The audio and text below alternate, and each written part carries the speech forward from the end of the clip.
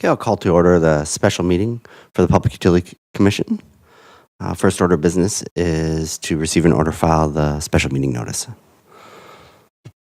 I'll make the motion to receive and order file the special meeting notice to approve a rate increase option to be included in the 2024 budget, 2024 wage adjustments, changes to the personnel policy, and other business that may become before the commission. I'll second that. All right, so we have a motion and a second to receive and order file the special meeting notice to approve a rate increase option to be included in the 2024 budget, 2024 wage adjustments, changes to the personnel policy, and other business that may come before the commission. Any further discussion? If not, then all in favor say aye. Aye. Opposed? Motion carries. All right, so in new business, first item is a discussion of a general wage adjustment for non-unionized employees. All right, thank you, Commissioner. Shauna Boomgarden, Human Resources Director. We are looking at a 2.75% increase for all non-unionized employees. This is the same increase for IBEW employees and also city employees. And that's what was in the budget, so.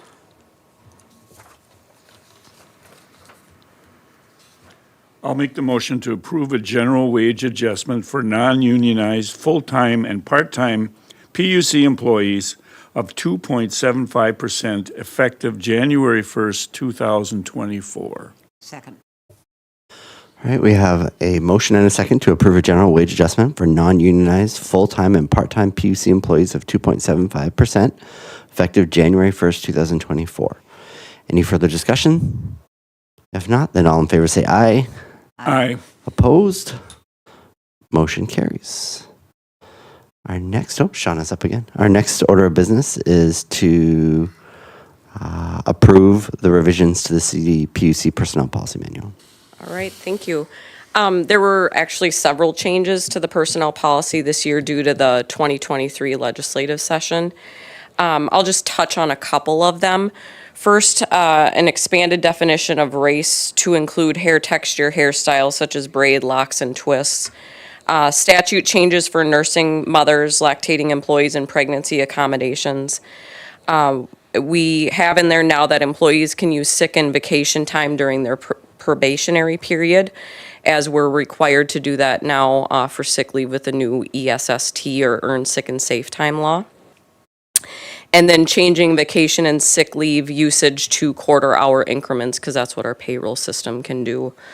Obviously, the biggest change is to our personal leave policy for part-time employees, and then the addition of the Earned Sick and Safe Time policy for full-time employees. So with the new Earned Sick and Safe Leave policy, currently employees accrue 8 hours per month, up to 96 hours a year for sick leave. What will happen is they'll accrue their first 48 hours and it'll be put in an Earned Sick and Safe Time. So they won't accrue any more hours. It'll just be put in a different bank. So that was the biggest change. Otherwise, just a lot of word cleanup, I guess, throughout the manual. So I don't know does anybody have any questions?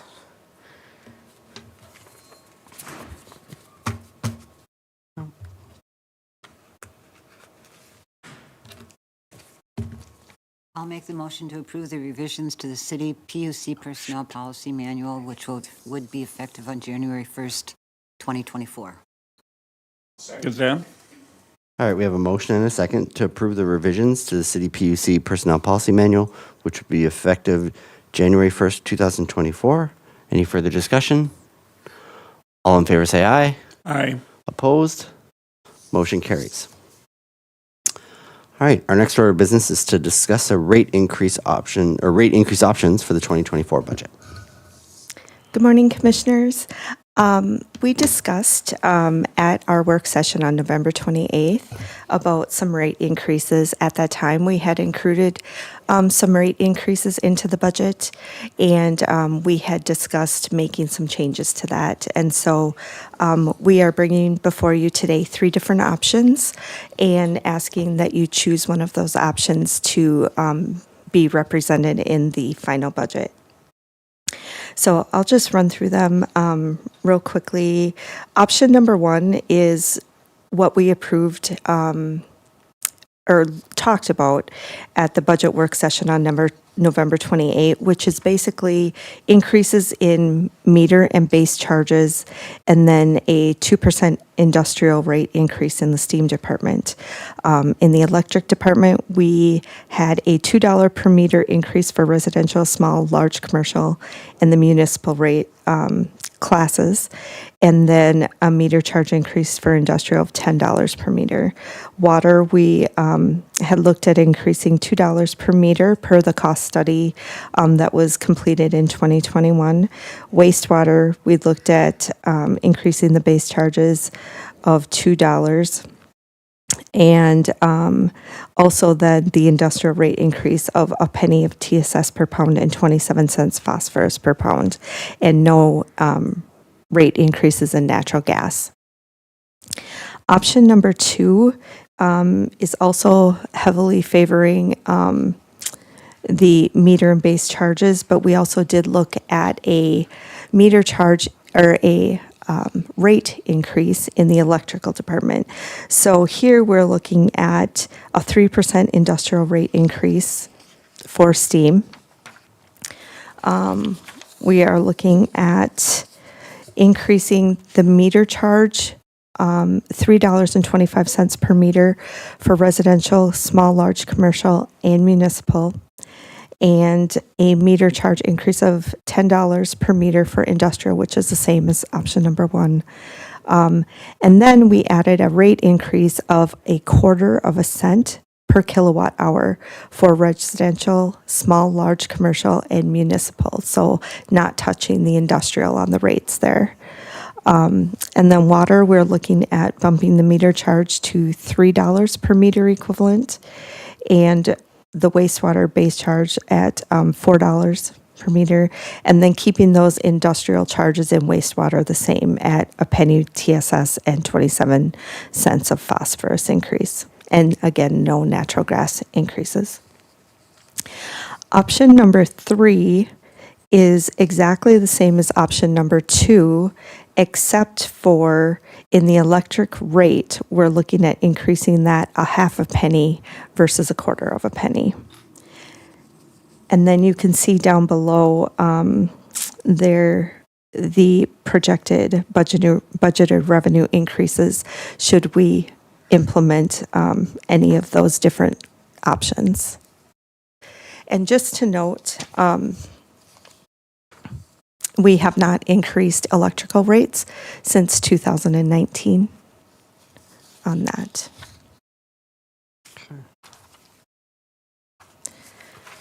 So the no rate increase for industrial, can you talk through the logic of that? I think when we looked at the Owatonna study comparing New Ulm Public Utilities with regional other utilities, we were edging up into the top tier on electrical for industrial. Okay. So we wanted to just hold steady on that for now. Okay. How much consumption, like how many of our customers fall into the industrial, right? Is there Two Under electric. 2 under electric. under electric. is that Crafton 3M or Crafton the hospital or? 3M. Okay.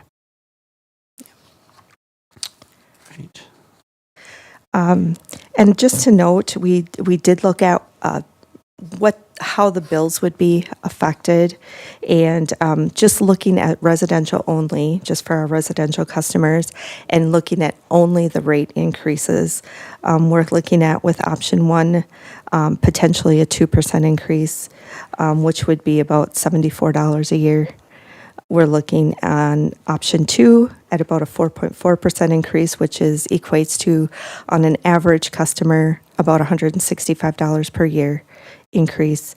And on option number 3, about 5.5%, which is about a $204 increase per year on an average customer.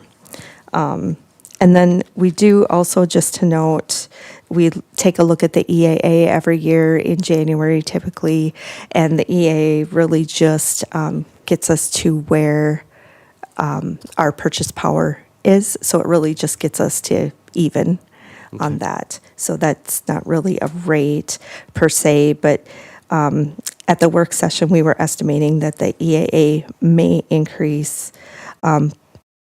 It's going to be about a tenth of a penny or 0.186 of a penny. So, and then the water and wastewater infrastructure fees are each going to increase by 25 cents next year. But those should not have a significant impact on the rate, on the billings.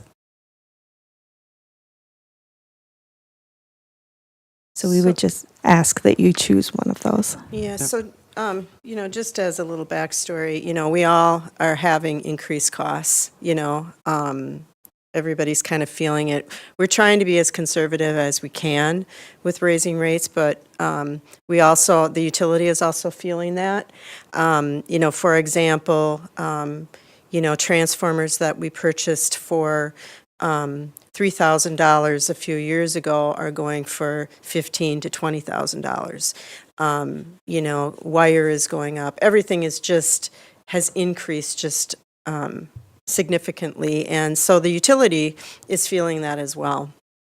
So if you're looking at, you may look at option 3 and you say, the total budgeted increase, is 1.4 million, but to remember that we actually have a $40 million budget.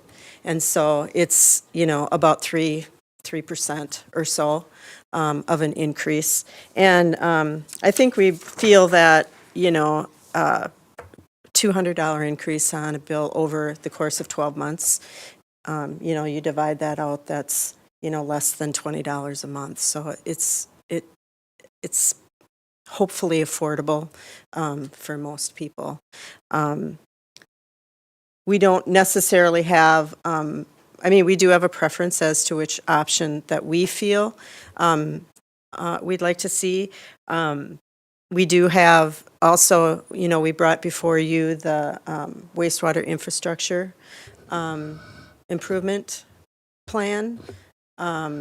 So there's some significant capital improvements that need to be done in wastewater. The electric, we had identified several projects that needed to be done through the IIJA funds, which unfortunately New Ulm didn't, along with 87 other utilities, didn't get. But those projects still need to be done too. And there will be a water infrastructure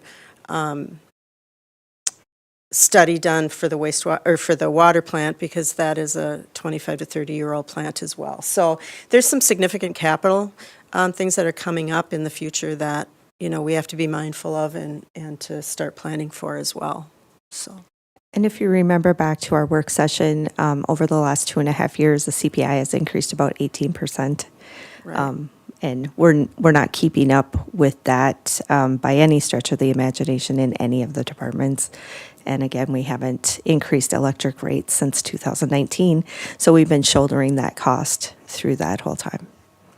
I did take a look at, as much as I could, kind of researched around the area to kind of see what other utilities were doing. And there's several utilities similar in our size in our region that have either done rate increases already or plan to. So I think we're going to see it across the state. Everybody's kind of in the same boat. So, if we don't raise rates, we will be behind what everyone is at. So So I think we're talking option. I mean, we already knew about option 1, so Yeah. it's really the discussion between option 2 and option 3. Yeah. Correct. yeah, our recommendation or our preference would be option 3, Okay. because the difference between the two is Electric. not significant, but it does bring in, not as significant for a customer, but it does definitely help bring in additional revenue for the utility. So the average customer bill would go up by what for option 3? You said it was 5.5%. For option number 3, yes, 5.5%, which is about $204 per year, or about $17 a month. Okay. Yep. And option number 3 in total brings in just under $300,000 additional revenue for the utility as a whole. Yeah. So not terribly One thing we significant. want to remember too, this isn't just electric rates, it also is, so, New Ulm is fortunate to have a municipal utility which serves electric, gas, water, and wastewater. And so this bill is for all utilities. So for all utilities, they would see, a $17 increase per month. Yeah, across all. Right. Yeah. Yep. But Okay. when I was doing some figuring, the difference between option 2 and option 3 is less than $3 a month on the bill. On an average residential bill.